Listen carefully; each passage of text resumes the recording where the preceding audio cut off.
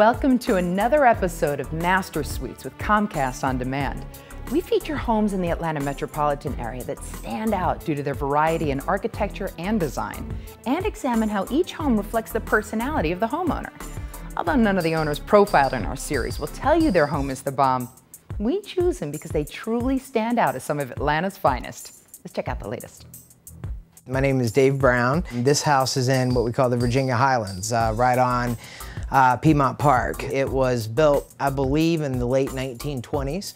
When you walk in the front of the house, you come through the gate, and I think it's a big inspiration is that walkway. If you notice, it's got a very Asian inspired theme. If you look at the yard, there's multiple Japanese maples. When you get to the very front porch, you'll notice the top of the roof, there's tongue and groove ceilings. I've also got the banister that comes around, all that's done in E-pick.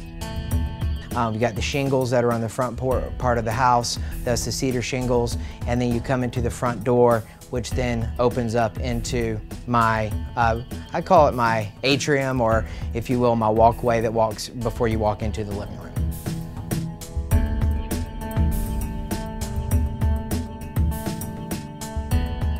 In the living room, which is an incredible molding that was done with white oak in the entire space. The living room, I imported an Italian slab of beautiful marble and put that over the old brick, and then above that we did a special stain of maple wood.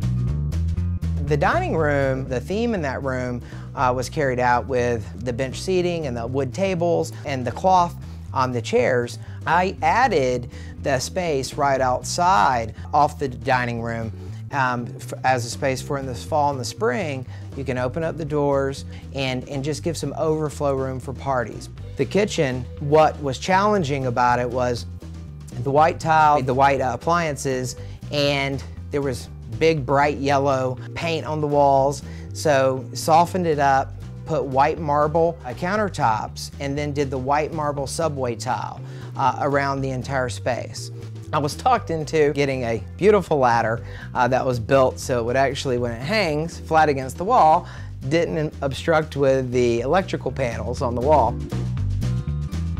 The way I chose my designer was an interesting story. I went and looked through a lot of magazines that really touched me and kind of captured the look that I was looking for. So the very first person was Stephen Pereiro from Pineapple House that I brought to interview. And so I had 10 magazines out of all the magazines in the world that you can imagine. I showed him the very first picture that I showed him. I said, this one right here out of a national magazine is the one that really inspires me. And he goes, well, that's gonna be great because that's actually a house I did. And what a coincidence. I mean, I said, well, you're hired. And from that point on, Stephen and I worked very closely together, and he helped me complete this, my dream. This master, as a matter of fact, stopped about 2 feet in when I bought this home. I blew out this whole space that became the dormer #1, and to create just the bedroom feel here. The nook was here, actually, as part of the attic. In my third addition, I popped the dormer on the back part of the house to give myself the walk-in bathroom, to create this entire big sanctuary up here. The bathroom is definitely going to catch every single person off guard that walks into it. The whole room is just dripped in marble, if you notice. And there's marble on the floors, there's double slabs of marble on the sinks, if you notice that, and on the tub. So the double slab effect really makes that feel rich and inviting. Also, the shower is built with a steam shower. So you've got a beautiful bench in the shower, and it'll crank up to 120 degrees. And I really used one of the highest end of glass that exists to create the clearest shower that you could possibly see, that gives you the translucence that you need. The floors are heated, So when you wake up in the mornings, the floors can be 90 degrees and you have a nice warm space that you walk on. I thought it was just a really cool idea not to have a TV hanging out. It hides behind the mirror. And if you note, when you open up that mirror, you actually still get functional space out of the shelf. So it's just flat paneled up inside the actual mirror. And then when it's turned off, you don't see it. You can get your reflection and all the things you need out of it.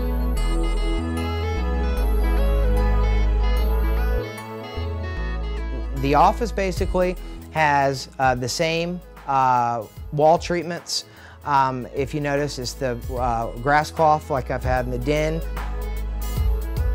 Wanted to create really an outdoor living space. If you notice, that waterfall really kind of sneaks up on you and comes down and almost looks very natural. There's a lot of mature plants and shrubs, and I put a bamboo hedge against the entire side of the fence. You know, you really do feel like you're in a private little space. The history of this particular home and what it's become, you know, through the years. But if you think about 100 years almost of a house turning into what it's turned in today, it's pretty remarkable to watch history move like that.